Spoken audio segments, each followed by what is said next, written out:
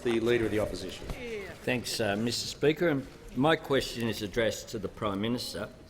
Until this year, the Prime Minister repeatedly promised better wages under this government.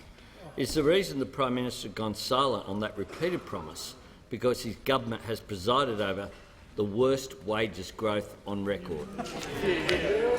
The Prime Minister has the call. Well, thank you, Mr Speaker. I'm happy to respond to the Leader of the Opposition, and I'm happy to invite the Treasurer to add further comment.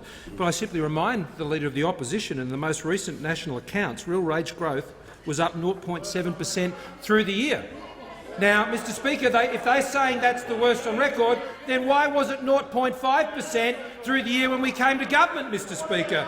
So real wages growth in the most recent quarter, Mr Speaker, is higher in the last quarter than it was in the quarter we inherited from the Labor government, Mr Speaker. So I would ask the Treasurer if he would like to add further to the response that we have a plan, Mr Speaker, to grow wages and to increase wages, as we've seen in the overall compensation of employees that grew by 5%. And how is that happening, Mr Speaker? Because we're investing in infrastructure, because we're expanding our trade barriers, because we're investing in skills, Mr Speaker.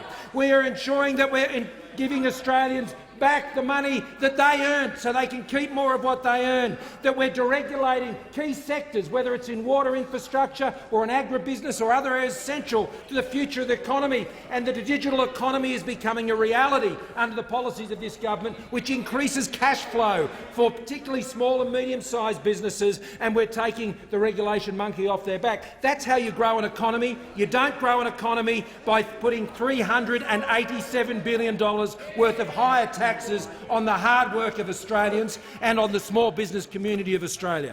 The Treasurer. Thank you, Mr Speaker. Well, when it comes to the Labor Party on the economy, you've always got to look Members at on my left. what they do, not what they say. Now, Mr Speaker, when the Labor Party was last in office, real minimum wages fell in 3 out of the 6 years. The Treasurer will resume his seat. The Leader of the Opposition.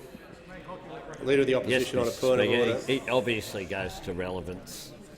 The Leader of the Opposition might reflect on the preamble. The Treasurer has the call. The inconvenient truths are very difficult for the Leader of the Opposition. When Labor was last in office, real minimum wages fell in 3 out of the 6 years. And since we've come to government, they've gone up each and every year, Mr Speaker. Now, when it comes to the wages bill across the economy, it's otherwise known as the compensation of employees, Mr Speaker. Under us, it's grown by 5% through the year. Under Labor, it was 3.2% through the year.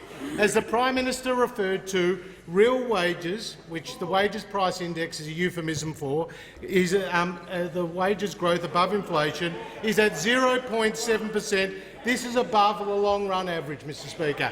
Now, when it comes to wages, when it comes to money in the pocket of hard-working Australians, there's no better illustration of what we're doing for Australian workers than the tax cuts that passed this parliament against the wishes of those opposite, Mr Speaker. Oh, I'll take that interjection. We voted for them, he said, Mr. The Treasurer's time has concluded.